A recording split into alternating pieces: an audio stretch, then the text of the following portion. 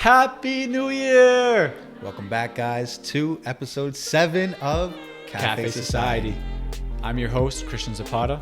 And I'm your co-host, Joseph Jerez. Joseph Jerez. What do we have here today? I need to know. Today, my friend, we have a yogurt soju cocktail. Soju is a Korean liquor, and you mix that with some Asian yogurt, and it sounds crazy and Sprite, but it is delicious and highly recommend that you guys try it. The description will be in the notes with the instructions on how to make it. And we do want to help out our friends. I know we try to stay away from, brands, but for the yogurt, right? Because it's a pretty generic name there. Yeah, it is. So we'll put it in there.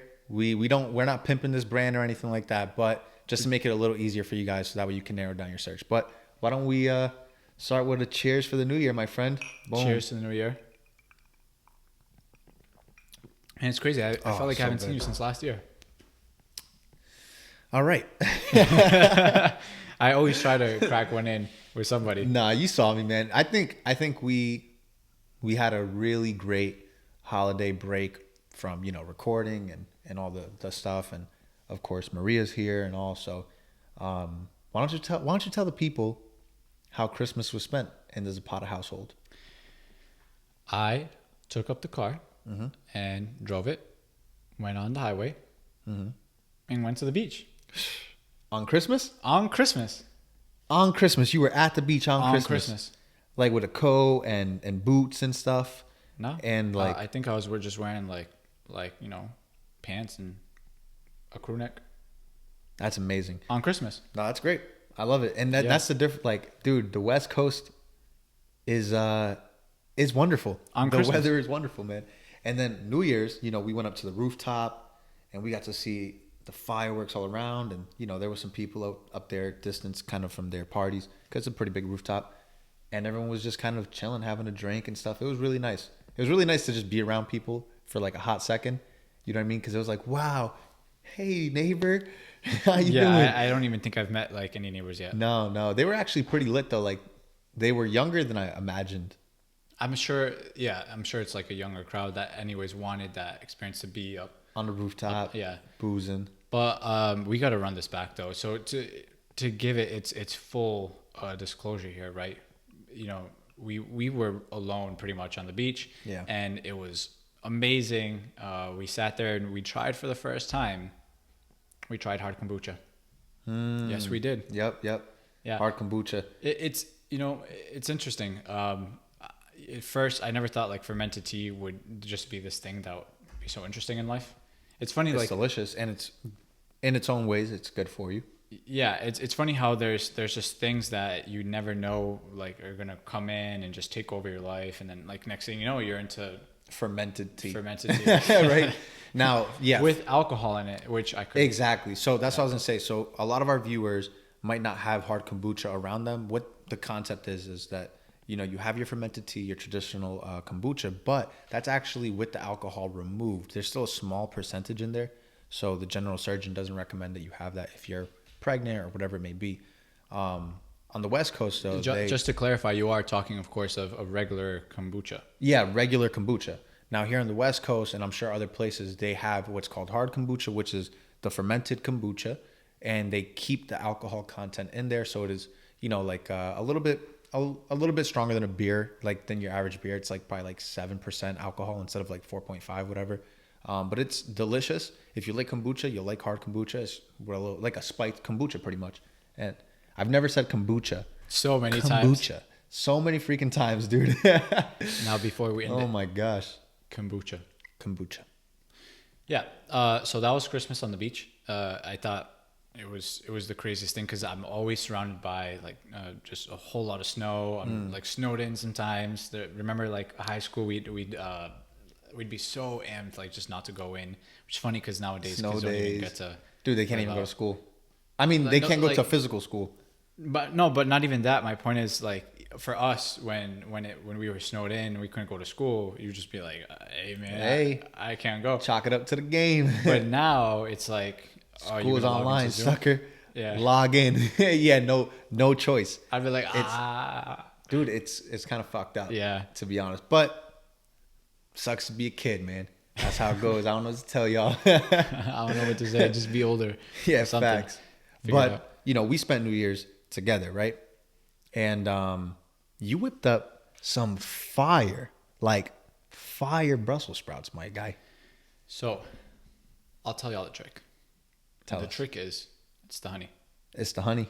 It is the honey, I swear to God. Dude, and so you would good. never even think, like, greens with honey? You're Christian, what are you saying? I can't give you the rest of the recipe. If you ever watched Black Mass, you watch Black Mass? Yeah. Can't give away the family secret, Next thing you know, You give up the family secret. you tell secrets to the FBI, the cops, Sally from down the street. I don't know if I can that. trust you. You can't be doing that. That movie was that is the definition of escalation. You know what I mean? Like, because they're just chilling. Like he was like, this. "All right, I'll It's give like you the eating- recipe to what was it? Whitey. Yeah, but what was the dish? Oh, it had the secret was like soy sauce or something like that. Yeah, it was some bullshit. The secret is soy sauce. So that's all it takes to get the secrets out of you, huh? And he's like, "What's going on, Whitey? It's a family recipe. It's just a recipe. No, it's no family recipe. It's a family secret. Yeah, and that hits me so hard because I'm like, I might carry that to the grave. You know what I'm saying? Like, This recipe dies with me, son. Yeah. And that's it. I don't know what to tell you. that stuff is serious, And that's facts. But No, no, okay, it was, you don't have to be that serious, but like, it was really good Yeah. though. No, you really whipped up a great dish. I know. I can't say what Maria made in French because it was potatoes, but it's not traditionally a French It's dish. not just potatoes, guys. Patates. Patates. That's not even how you say that. In French. Patates. It's no. Technically, it's pata. Yeah. Potato. That's all I know, Tomato? my friend. Tomato. That's There right. we go. But Joe whipped up some crazy filet mignon. It's in the family, bro. My father was a butcher. My mother had a small Wait, career. hold up. Your father cuts meat, huh? Yeah. He's a good cook. Yep. So tell me about that. Did he end up owning like his own meat shop and things like this? Yeah. So he had a meat market growing That's up. crazy, bro. traditional meat It's market. like just the evolution, right? Like people just strive to even make it to this country, And he can say that. He can say like, I tried it, Yeah, he came to this country Yeah. at like 15. Didn't know English. Worked his But butt off. was he interested in meats back then, or like, do you know? No, it just kind of came across his way, and he dominated the market. So back home, there's a large like West African population, and they love my dad. First of all, my dad's black as fuck, right? He's super Dominican, and they just looked at him, and they were like, "That's my guy right there." But then they found out he was Dominican, and everyone calls my dad Moreno, which it's gonna sound weird in English, the translation, which literally just means dark. But in Spanish, it's just a common nickname. Yeah. So they always like, "Hey, Marino," and they love my pops, and they always go to him. So wherever my dad goes, a lot of the businesses will follow him. Like, and these are West Africans that own small businesses and restaurants and stuff in Providence. Well, I mean, correct me if I'm wrong too, but if you know how to cut steak in a specific way and you know exactly Gives you a great piece of meat. Yeah, because if it's cut, if your butcher is cutting your meat wrong, already off the bat you're losing because it's not going to be as tender. So that's why I made sure that when I got the filet mignon here, I went to a really high quality butcher to find some really high quality pieces and cuts, and they definitely know what they were doing, and it turned out great. I don't know if you guys ever had the opportunity, but to have a nice steak at a restaurant that's known for its meats or something like that, it's a buttery slice. You put your knife in and it just kind of slides in, and that's how you should. I mean, there's a lot of things there. I mean, on how to get a good steak. It all depends on the thickness and what you're looking for. I think the best way to have a steak is truly medium rare. You know what I mean? Because that's going to be the most tender.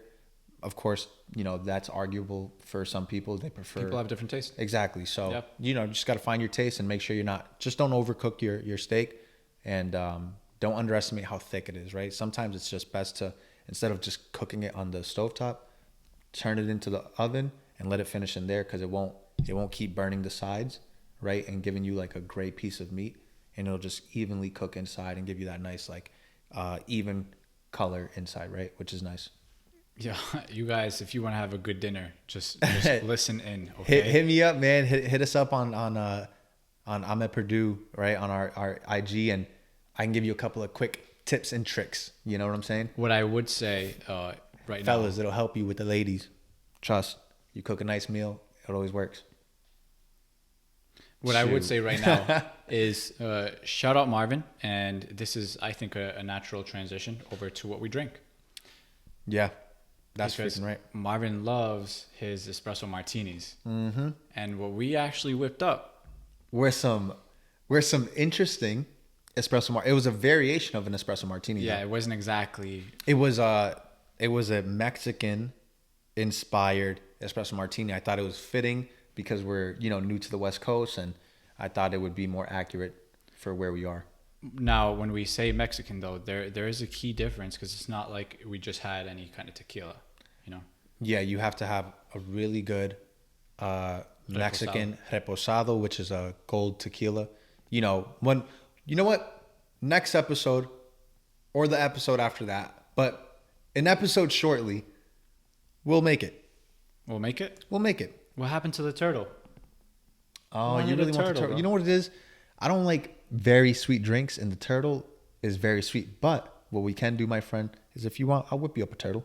No. Well, the one I like is what is the tea? They have a tea one.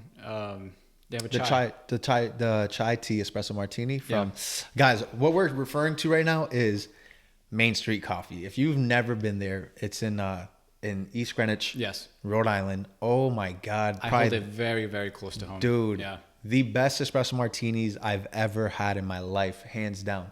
The variations that they have, so good. So check them out. No bull. Check them out. They guys. really know what they're doing too. Yeah. I give them huge props, right? Because a lot of times at certain restaurants or whatnot, you might not always see the same staff. There's turnover, but I've seen the same bartenders every time. Dude, it's a super intimate. First of all, it's a very small place, right? Yeah. It's a cafe during the day, and then it turns into like a bar cafe at night. It's very intimate, but they have a small staff, so that makes me really happy because it means that they're probably all very close. Yeah. To each other. So, and I remember during like the reopening of businesses when COVID kind of struck, I ended up visiting them, and I was really glad to see that they were still able to, be open afterwards, and it didn't hit them too hard. Hopefully that's still the case. I don't know. I'm kind of removed now from the situation. So, yeah. But what I will say, it doesn't give them credit to go visit them at night. It like pre-COVID, it was a very popular place. Jumping. And they deserve it, right? Mm-hmm. But if you guys really want the experience, hit them up at like 3-4 p.m. Go with your close friends. Sit down, have a turtle, have a chai tea, or Joe's favorite.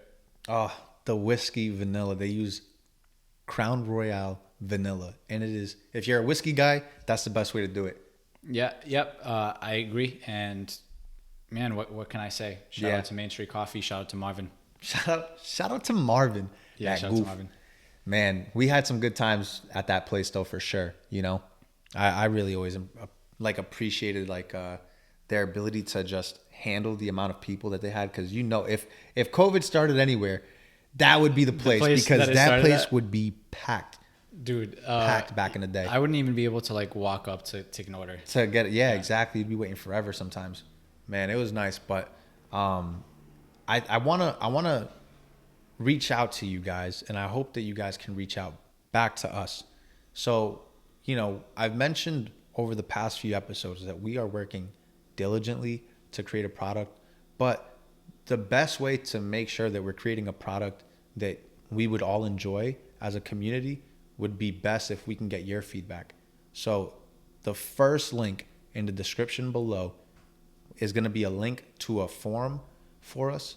Go ahead and go through that. Just fill it in. They're very short, easy to answer questions. And it's just going to help us narrow down to make sure that we're all aligned on the same interests, the same, goals. So how we can make sure that what we're putting our time and effort in, because we want it to be for you guys, that we're not missing. We want to make sure that it hits you guys in the right place. So first link in the description, click on it, go through it. What is it? 5 questions? Yeah, it was quick.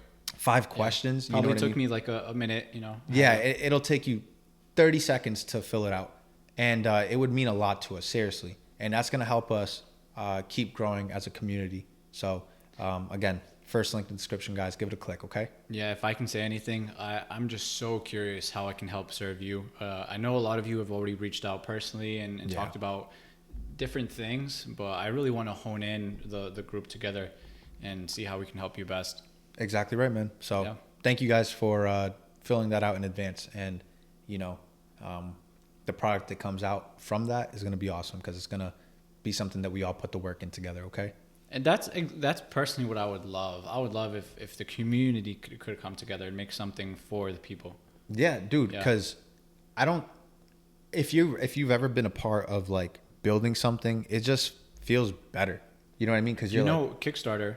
Yeah, exactly. Yeah. Exactly right, dude. When you help fund a Kickstarter, it's like I'm a part of this. You know what I mean? Like, this is really cool. I remember when I first found out about it, sometimes I just go on the website just to even see what are people like conceptually thinking about and whatnot. It's so, dude, first of all, the things that people come up with is so amazing. And far out there, yeah. Yo, it is crazy. It is crazy. It is crazy. I saw this one, We Are Andy, I believe it was, and the whole concept was just this one T-shirt. It was supposed to be like the perfect T-shirt, right? And they had like the whole, how they did the measurements and how they sourced the cotton and whatnot. And, you know, I love my T-shirts, right? Mm-hmm. So like that was something I was so bought into. But unfortunately that one didn't make it to market. You know, it doesn't always happen. Doesn't always work out. Yeah. But it's all right. Yeah. But, you know, I wish I saw that because, you know, my obsession with finding the perfect white tee.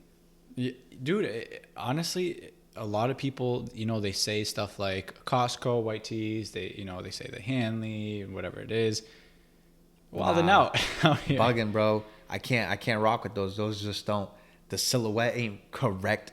The material is wrong. I would say we both are kind of particular in that sense. We both know exactly what we want. What we're looking for. Yeah. Yeah.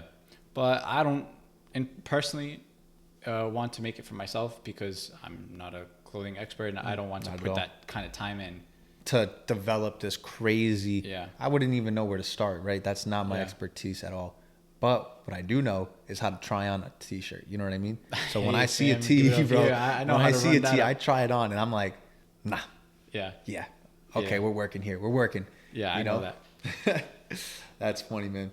That's good. Now, you know, I think for me, the way that I was discovering T-shirts, because, you know, it's easy to find brands, but it's hard to find like super specific brands sometimes, you know.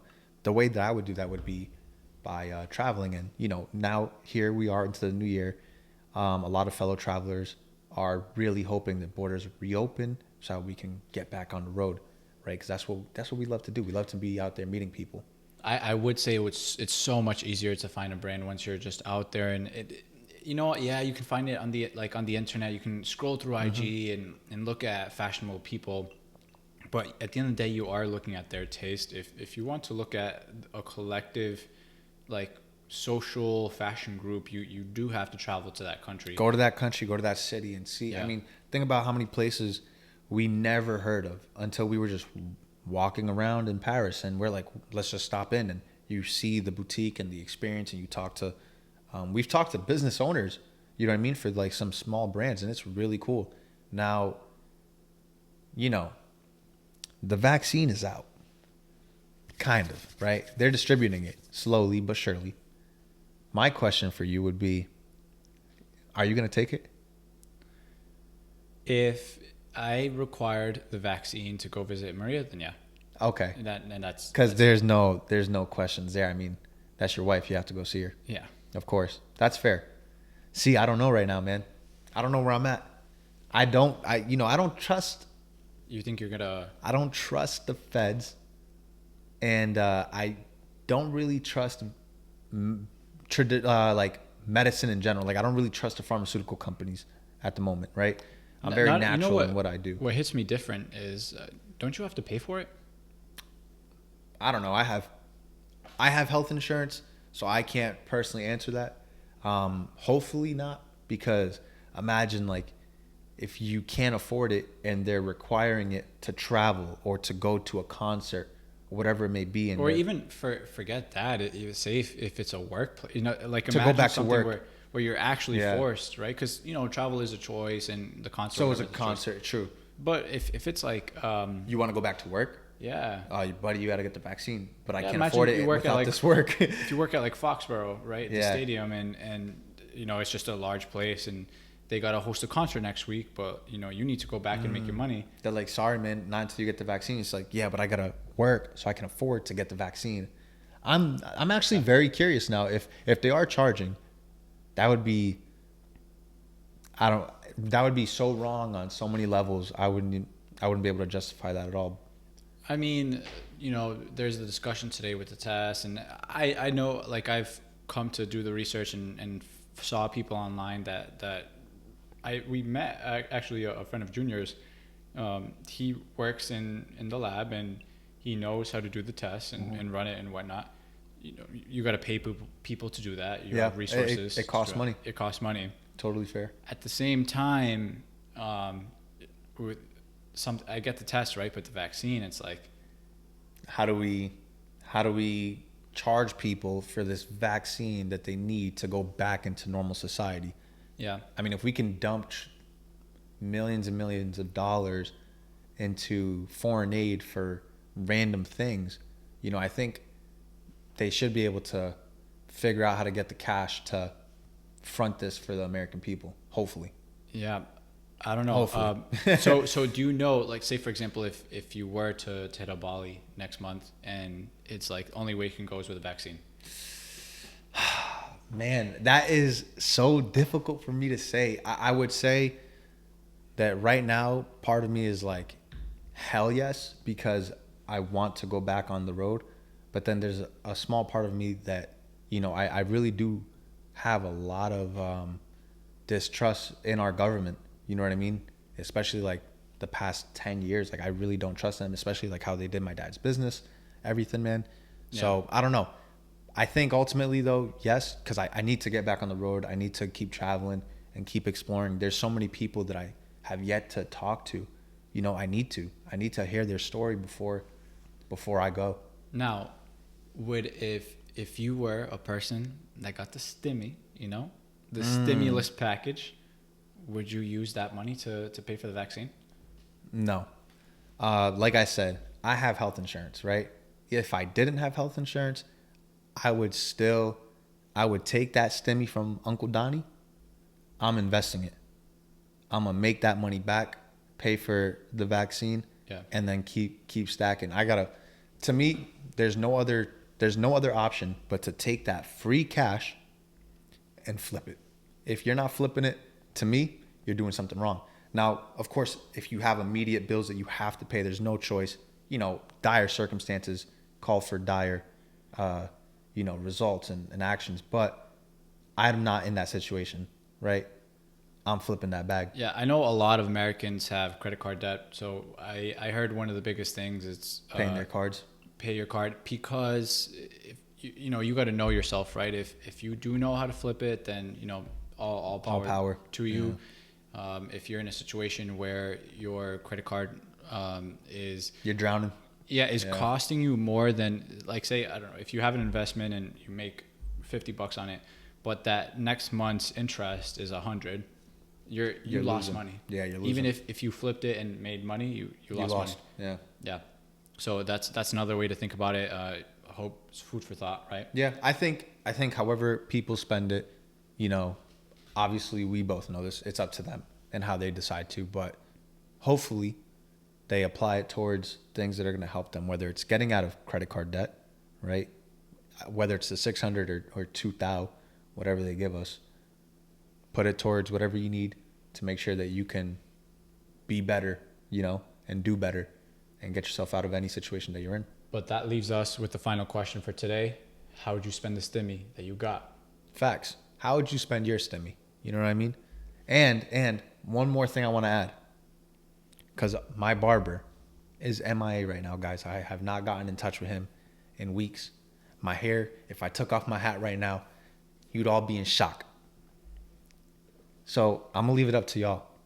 If he does not answer me by next week, do I shave my head? Yes or no? Leave the comment down in the description, as long as you also put what you're doing with your stimmy. Yes or no if Joe shaves his head, and what you're doing with your stimmy. And then don't forget, click that link, fill out that form. It's going to take you guys, honestly, 30 seconds. And that's it, guys. We'll catch you guys next time. Until then, be safe. Cheers. Cheers. Boom.